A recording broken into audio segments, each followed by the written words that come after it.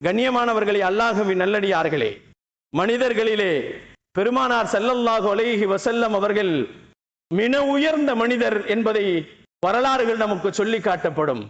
எப்படி என்று சொன்னால், முஹம்மது நபி ஸல்லல்லாஹு அலைஹி வஸல்லம் அவர்கள் பிறக்கின்ற நேரத்திலே வானத்திலிருந்து ஒரு பட்டுத்துணி வந்தது. அதை நான் கண்டேன் என்று சொன்னார்கள் ஆமினா அம்மையார்.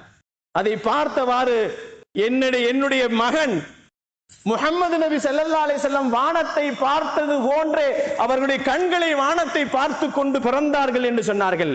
அந்த நேரத்திலே 3 அற்புதங்கள் நடந்தது. என் முஹம்மது நபி ஸல்லல்லாஹு அலைஹி வஸல்லம் அவர்கள் பிறக்குகின்ற நேரத்திலே 3 அற்புதங்கள் நடந்ததை நான் கண்ணால் கண்டேன் என்று அமீனா அம்மையார் அவர்கள் சொன்ன வரலாறுகள் நமக்கு சொல்லப்படுகிறது. நபீனா ஸல்லல்லாஹு அலைஹி வஸல்லம் தாயுடைய வயிற்றிலிருந்து வெளியேறிய நேரத்திலே அவர்கள் சுன்னத்து செய்யப்பட்டவர்களாக, கத்தனா செய்யப்பட்டவர்களாக பிறந்தார்கள் என்று வரலாறு. எந்த நபிமார்களுக்கும் கிடைக்கவில்லை. அற்புதங்கள். நபிமாய் ஸல்லல்லாஹு அலைஹி வஸல்லம் அவர்கள் சுன்னத்து செய்யப்பட்டவர்களாக பிறந்தார்கள் என்று வரலாறு. சுன்னத்து என்பது, விருத சேசனம் என்பது எப்பொழுது வந்தது என்று சொன்னால், நபீனா இப்ராஹிம் அலைஹிஸ்ஸலாமுடைய காலத்தில் வந்தது. இப்ராஹிம் அலைஹிஸ்ஸலாமுடைய காலத்திலே சுன்னத்து செய்யப்பட்டது. சுன்னத்து என்பது அந்த வழிமுறை யாருடைய வழிமுறை என்று சொன்னால், நபீனா இப்ராஹிம் அலைஹிஸ்ஸலாத்துடைய வழிமுறை. அன்றைய காலகட்டத்திலே கத்தி இல்லை, கல்லால் அதை நறுக்கி எடுப்பார்களாம், விருத சேசனம் செய்வார்கள் என்பதாக வரலாறுகள். அருமைநாயகம் ஸல்லல்லாஹு அலைஹி வஸல்லம் அவர்கள் பிறக்கின்ற பொழுதே அவர்கள் சுன்னத்து செய்யப்பட்டவர்களாக பிறந்தார்கள். அதை நான் பார்த்தேன் என்று அமீனா அம்மையா அவர்கள் சொல்லுவார்கள். அது மட்டுமல்ல, குழந்தை பிறந்த உடனே தொப்புள் கொடி இருக்கிறது அல்லவா, வெளியிலே வந்ததற்கு பின்னால் தான் அதை சுத்தம் செய்வார்கள்.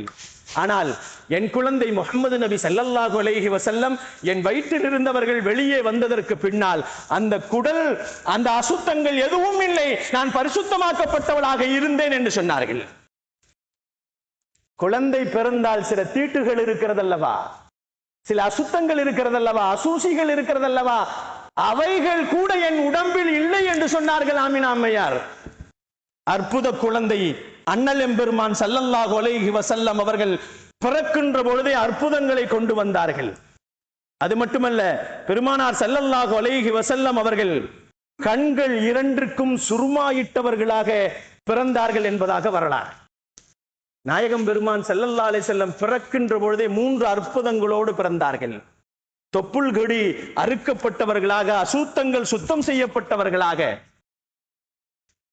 பெருமானார் ஸல்லல்லாஹு அலைஹி வஸல்லம் கத்னா செய்யப்பட்டவர்களாக, சுருமா கண்களுக்கு இடப்பட்டவர்களாக பிறந்தார்கள் என்று வரலாறுகள். ராஃபியன் யதைஹி